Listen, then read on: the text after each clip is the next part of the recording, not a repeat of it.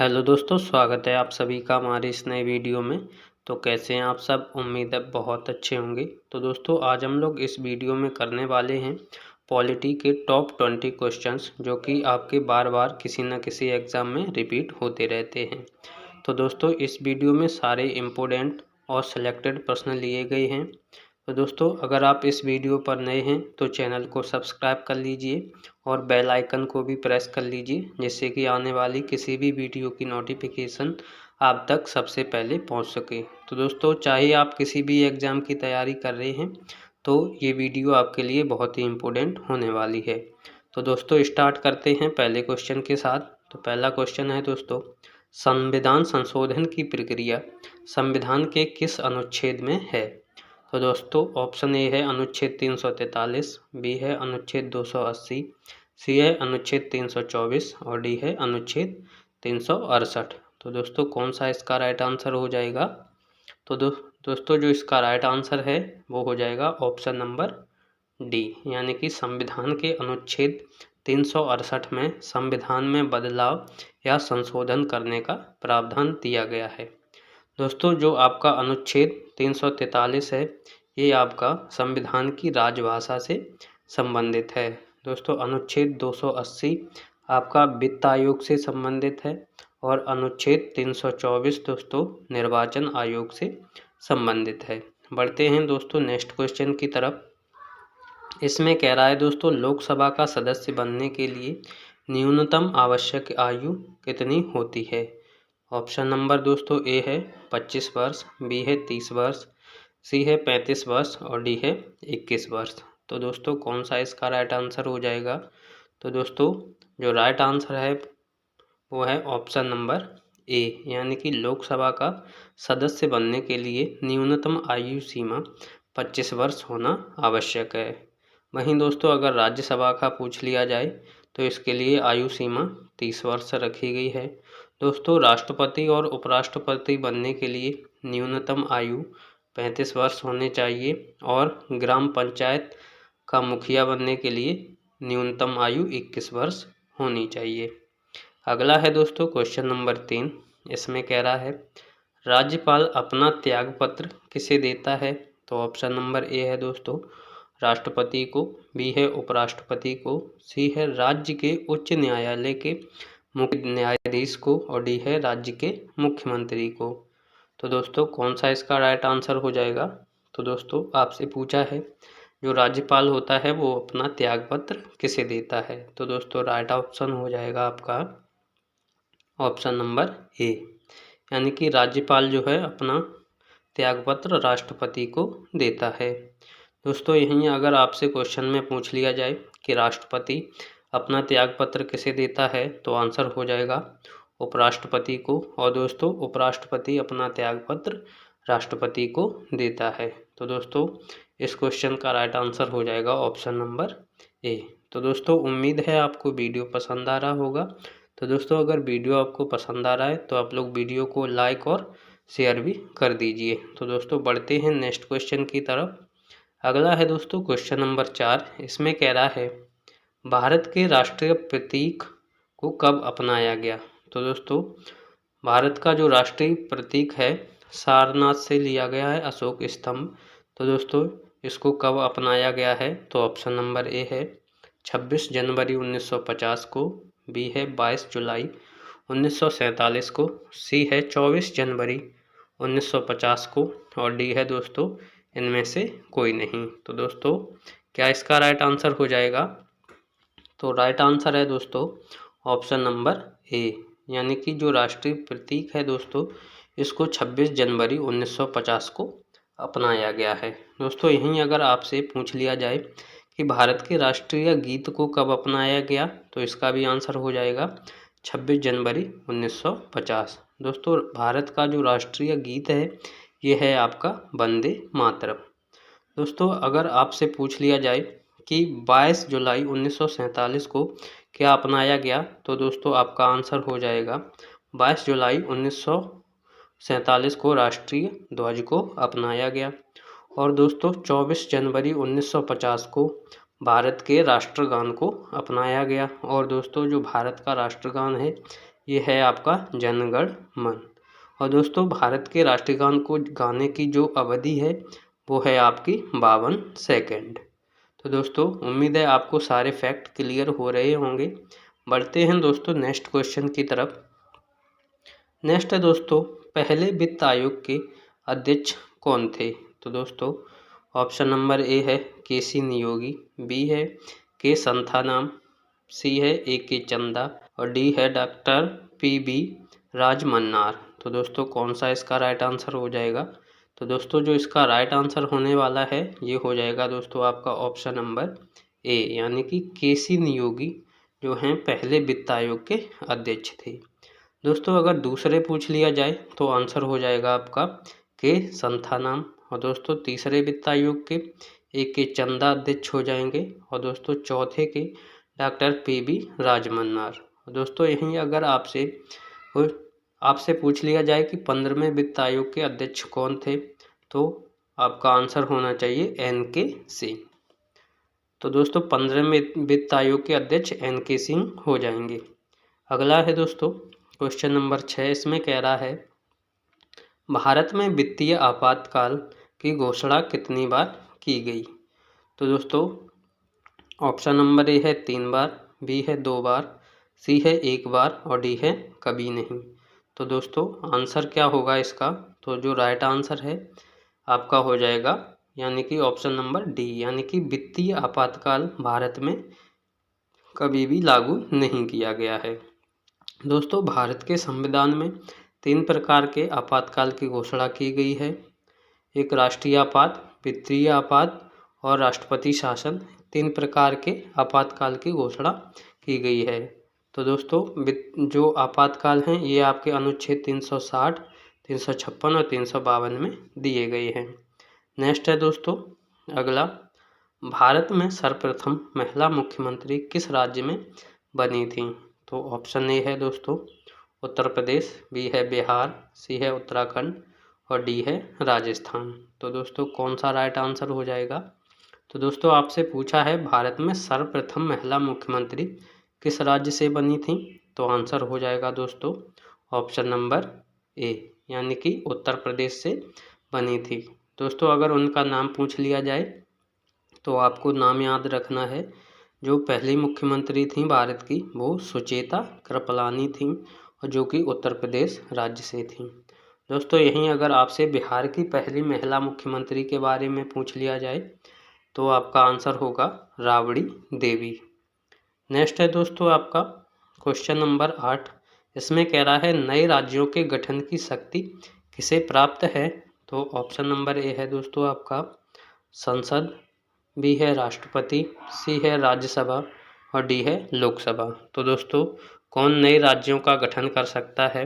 तो दोस्तों इसका राइट आंसर हो जाएगा आपका ऑप्शन नंबर ए, यानी कि संसद को अधिकार है कि वह नए राज्य का गठन कर सकता है।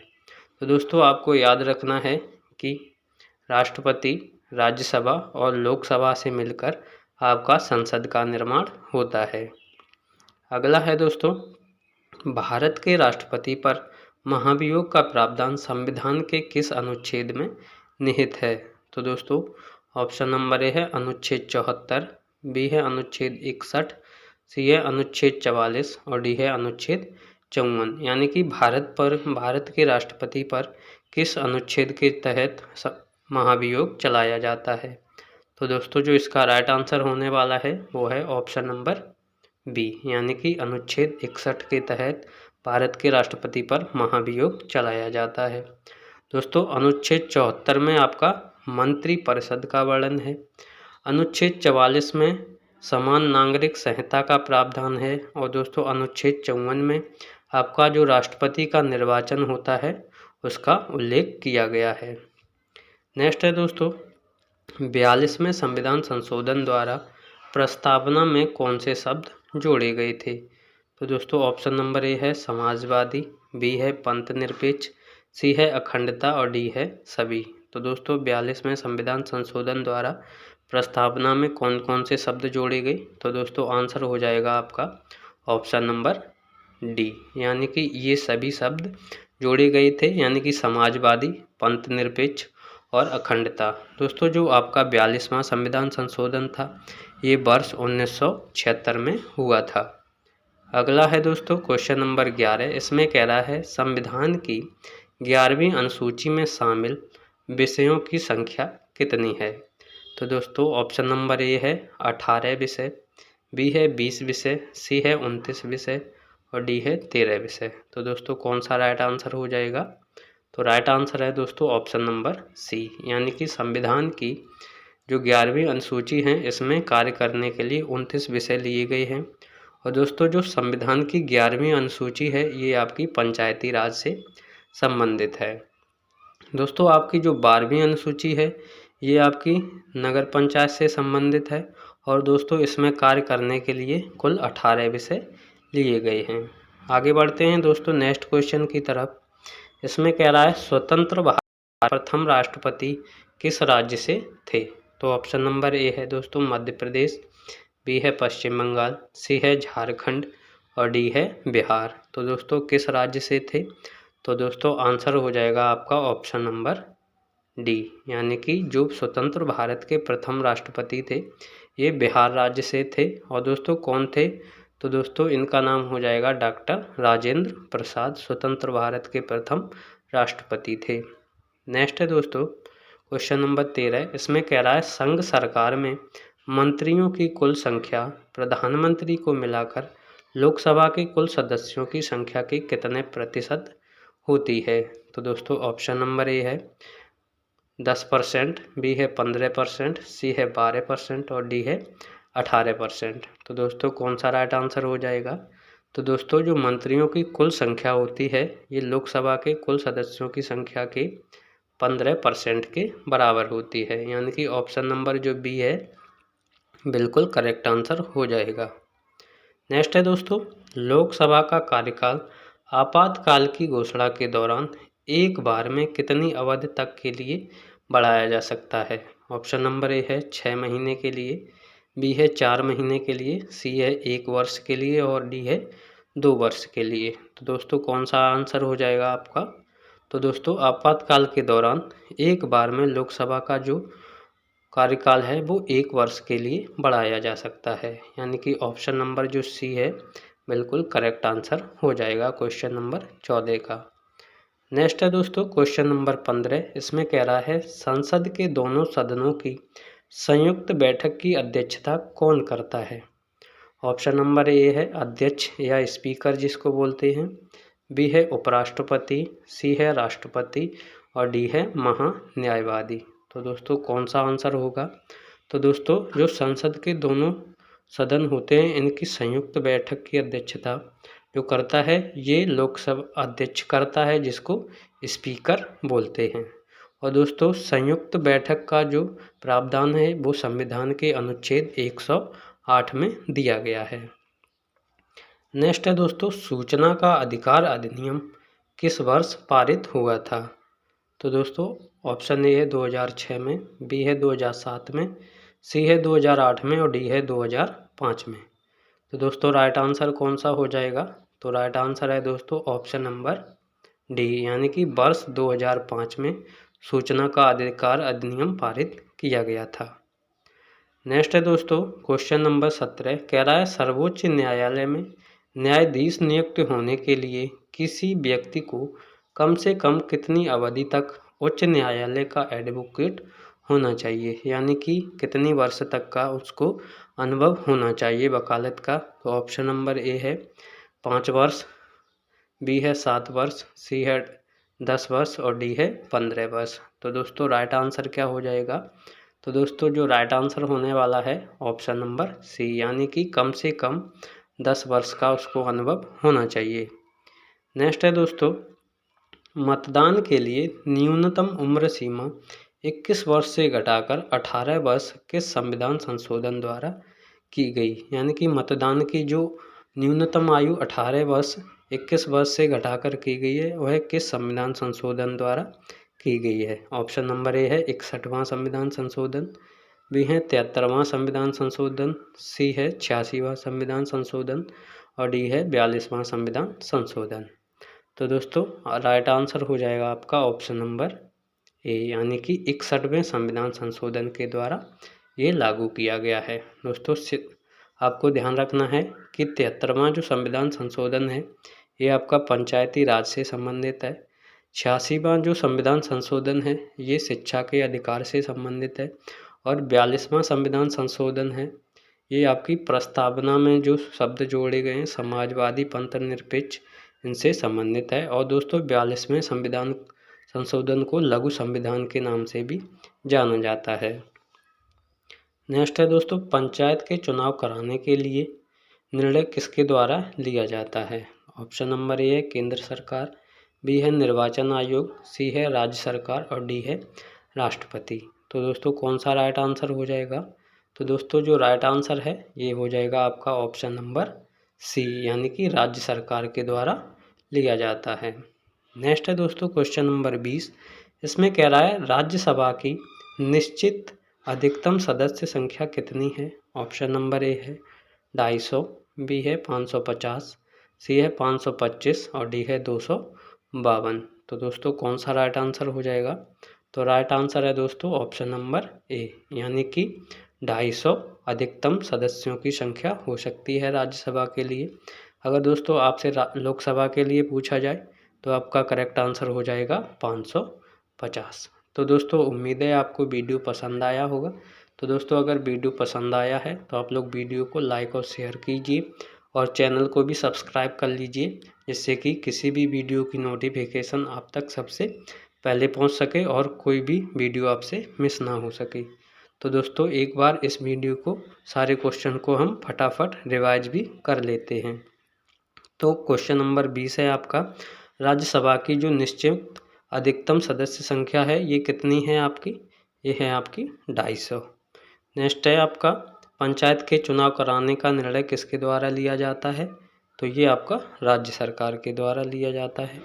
नेक्स्ट है दोस्तों, मतदान के लिए न्यूनतम उम्र सीमा 21 वर्ष से घटाकर 18 वर्ष किस संविधान संशोधन द्वारा की गई। तो 61वें संविधान संशोधन द्वारा। नेक्स्ट है दोस्तों आपका, सर्वोच्च न्यायालय में न्यायाधीश नियुक्त होने के लिए किसी व्यक्ति को कम से कम कितनी अवधि तक उच्च न्यायालय का एडवोकेट होना चाहिए। तो ऑप्शन नंबर सी यानी कि 10 वर्ष तक। उसके बाद अगला है दोस्तों, सूचना का अधिकार अधिनियम किस वर्ष यानी कि 2005 में पारित हुआ था। नेक्स्ट है दोस्तों आपका, संसद के दोनों सदनों की संयुक्त बैठक की अध्यक्षता लोकसभा अध्यक्ष या स्पीकर करता है। नेक्स्ट है दोस्तों आपका, लोकसभा का कार्यकाल आपातकाल की घोषणा के दौरान एक बार में कितनी अवधि के लिए बढ़ाया जा सकता है। तो 1 वर्ष के लिए। नेक्स्ट है दोस्तों, संघ सरकार में मंत्रियों की कुल संख्या प्रधानमंत्री को मिलाकर लोकसभा के कुल सदस्यों की संख्या के कितने प्रतिशत होती है। तो ये होती है दोस्तों 15% तक। नेक्स्ट है दोस्तों, स्वतंत्र भारत के प्रथम राष्ट्रपति किस राज्य से थे। तो दोस्तों बिहार राज्य से थे। नेक्स्ट है दोस्तों, संविधान की 11वीं अनुसूची में शामिल विषयों की कुल संख्या 29 है दोस्तों। नेक्स्ट है आपका, 42वें संविधान संशोधन द्वारा प्रस्तावना में कौन कौन से शब्द जोड़े गए। तो दोस्तों ये सभी शब्द जोड़े गए हैं। नेक्स्ट है आपका, भारत के राष्ट्रपति पर महाभियोग का प्रावधान संविधान के किस अनुच्छेद में निहित है। अनुच्छेद दोस्तों 61 हो जाएगा। नेक्स्ट है आपका, नए राज्यों के गठन की शक्ति किसे प्राप्त है। दोस्तों संसद नए राज्यों का गठन कर सकती है। अगला है, भारत में सर्वप्रथम महिला मुख्यमंत्री किस राज्य में बनी थी। तो दोस्तों उत्तर प्रदेश में, जो कि सुचेता कृपलानी थी। नेक्स्ट है दोस्तों, भारत में वित्तीय आपात की घोषणा कितने बार। तो 1 बार भी नहीं की गई है। दोस्तों पहले वित्त आयोग के अध्यक्ष KC नियोगी जी थे, 15वें के NK सिंह हैं। नेक्स्ट है दोस्तों, भारत के राष्ट्रीय प्रतीक को कब अपनाया गया। 26 जनवरी 1950 राइट आंसर हो जाएगा। नेक्स्ट है दोस्तों, राज्यपाल अपना त्यागपत्र किसे देते हैं। राष्ट्रपति आंसर हो जाएगा। नेक्स्ट है दोस्तों, लोकसभा का सदस्य बनने के लिए न्यूनतम आवश्यक आयु कितनी होती है। 25 वर्ष राइट आंसर हो जाएगा। नेक्स्ट है दोस्तों, संविधान संशोधन की प्रक्रिया संविधान के किस अनुच्छेद में है। अनुच्छेद 368 राइट आंसर हो जाएगा।